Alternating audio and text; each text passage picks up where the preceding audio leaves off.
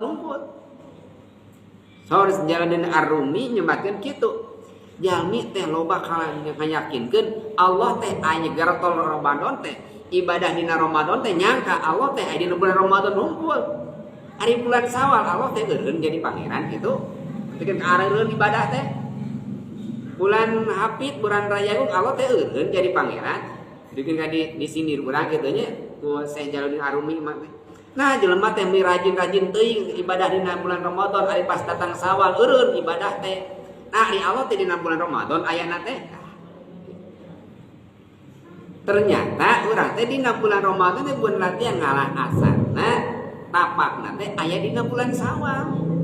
Ditampin teu amal ibadahna ku Gusti Allah tergantung ke bulan Syawal.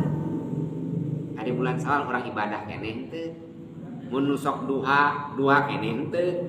Mun tahajud keneh teu. Mun sok witir keneh teu.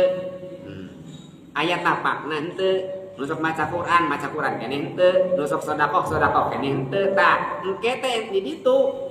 Perungna mah dina Syawal mah.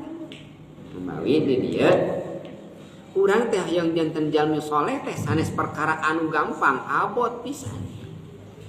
Aya cara